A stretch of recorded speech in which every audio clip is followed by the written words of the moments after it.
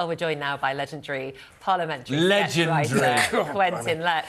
Quentin, you said that listening to Wes Streeting made you want a cigarette. Does listening to Liz Truss make you want to do the same? A strong drink. Another winner from Liz. You know, there she was. She got a caning. She was on the wrong side of the vote on that one. I'm a little bit torn on this. I mean, I hate being told what to do, and I am naturally disobedient. But there was a moment when the man called Steve Bryan, who was a health committee chairman, was standing up for this ban. And he made the point, hang on, he said, this is actually a small state thing in some ways, because if you stop people being so dependent on cigarettes, it means they're not so dependent on a big state in terms of the NHS care. But my main feeling about this is it is just Canutish. And you remember... Canutish? Canutish. Because King Canute's, or at least his sidekick, said to him, there's no way that the tide will disobey you, because you are all-powerful, Your Majesty. Yeah. And he said, oh, come on, that'd be so ridiculous. And I think there's an element of Canutish thinking here, in that I don't think a ban is going to really work. I just think it'll pass it understairs. I mean, listen, but also, 65 years' time... Yeah.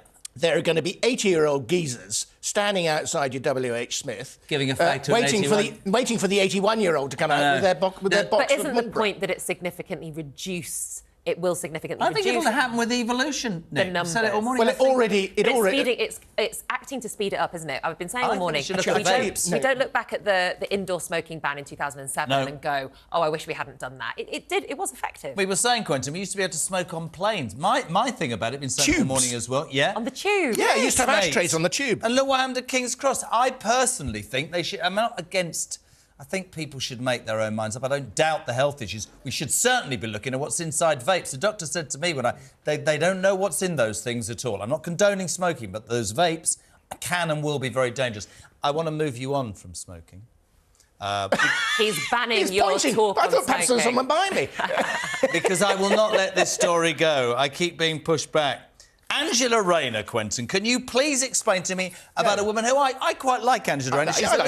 She's a little bit of joy and ballsiness, and otherwise tepid beige House of Commons. However, we know about the houses. I had somebody yesterday who went, well, it's only £3,000. The Tories owed £500. Not about that. It's about if you're going to be in a high state of office, have you lied or not? What I don't understand, and you would know these people, is if you're telling the truth, Ange, get the papers out and give them. And all these people say, well, she hasn't been asked yet. Give them to the newspapers and show that you're innocent, right? If she's got the papers. I mean, I personally, my own personal bookkeeping is in such disarray, I'd never be able to find the papers. But the thing about it, she's a finger wagger, isn't she? She's always telling other people off, and she's always had a terrible go at Boris for being unhygienic in his morals. And now it turns out she herself might have been a little bit careless in some of her bookkeeping. So, I mean, my personal feeling about this, we have all of us tried to play a canny game on tax matters. Speak for yourself, well, Quentin.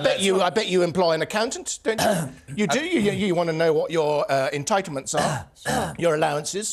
But the thing is, sometimes things get pushed a little bit too far. But if you are telling other people off about this, then you're going to get your own knickers caught around your neck. I agree with that. Do you think that people are pursuing Angela on this issue because of a genuine belief in morality? Or do you think that they're pursuing it because she's a very strong figure within the Labour Party? Well, then turn that around on any politician. No, I think they're pursuing her because they sniff a bit of hypocrisy here. Yeah.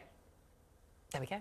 No, but I think that's the point. And like I say, I started by saying I like her. But I genuinely believe that she's made an absolute mess of not coming out with the truth if she's telling the truth. Yeah, I think she's a finger wagger. Or she's played an absolute blinder and she's waiting for the grand finale. I don't think they're handling it very well. No. Handling it very well. But the other members of the Shadow Cabinet are managing to contain their lamentations about this. They're all quite enjoying it, I think. I think people would disagree with me. I think Keir Starmer's loving every minute of it. So Keir Starmer he's coping with it. Well, Quentin, I'm so sad that we've run out of time. Yeah, so am I. It's a quick one, Quentin. Thank you to parliamentary sketch writer Quentin Letts. Will still to come.